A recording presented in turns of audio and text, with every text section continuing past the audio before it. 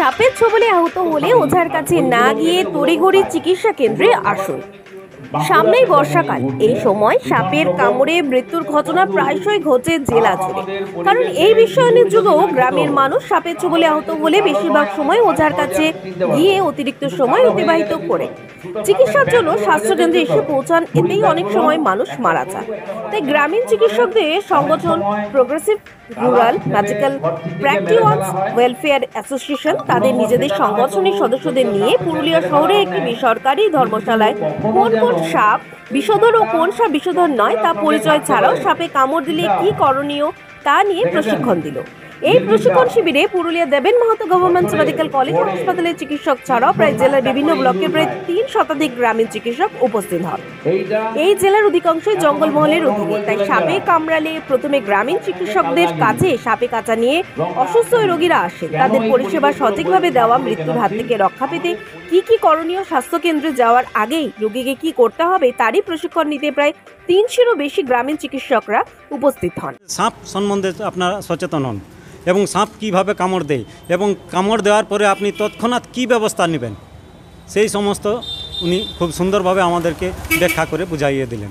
আজকে স্নেক সম্বন্ধে শেখালো, আর এর সম্বন্ধে অনেক দিন ধরে এইভাবে ট্রেনিং চলছে, আর অনেক আমরা শিক্ষা লাভ করতে পারি এই ট্রেনিংয়ের মধ্যে, আর গ্রামের মানুষের পাশে দাঁড়াতে পারি, চিকিৎসা দিতে পারি। দেখুন, আমাদের সংগঠন দীর্ঘ 15 বছর ধরে পুরুলিয়া জেলার সমস্ত গ্রামীণ স্বাস্থ্য পরিষেবাদেরকে নিয়ে বিভিন্ন সময়ে বিভিন্ন বিষয়ের উপর প্রশিক্ষণ দেয়। আমরা এই মাত্র এখন এই বর্ষাকাল আসার আগে আমাদের সদস্যদের সাপে কামড় সম্পর্কিত একটা প্রশিক্ষণ শিবিরের আয়োজন আজকে করা হয়েছে। মূলত আমরা জঙ্গলমহলে সবাই রাত দিবারাত্রি স্বাস্থ্য পরিষেবা দিয়ে থাকি। আমাদের কাছেই রোগী প্রথমে আসে এবং তাদের পরামর্শ এবং তাদের যে প্রাথমিক চিকিৎসা সেটা কিন্তু আমাদের দায়িত্বের মধ্যে পড়ে। তাই সাপে কামড়ের পরবর্তী যে কাজ, যার চিকিৎসা পরিষেবা, রোগীকে স্বাস্থ্যকেন্দ্রে পাঠানো, এই সমস্ত বিষয়গুলো কিভাবে করা যায় এবং কতক্ষণের মধ্যে করা যায় সেইগুলো নিয়েই আমাদের অভিজ্ঞ ডাক্তারবাবুরা আজকে এই সাপে কামড় প্রশিক্ষণ দিচ্ছে।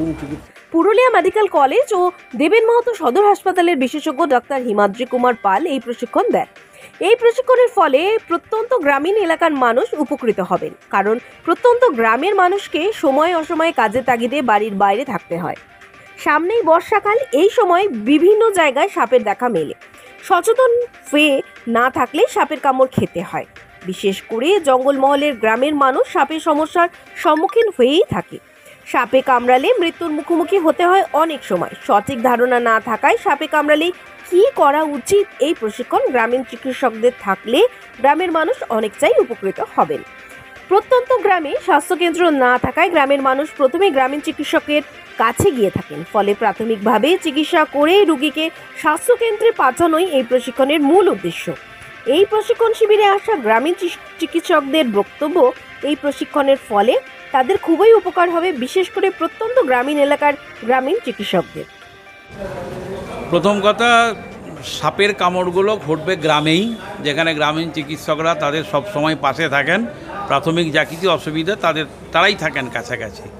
সাপের কামড়টা পুরুলিয়ার তো গ্রীষ্ম বর্ষা পুরুলিয়া কেন সব জায়গাতে বাড়বে।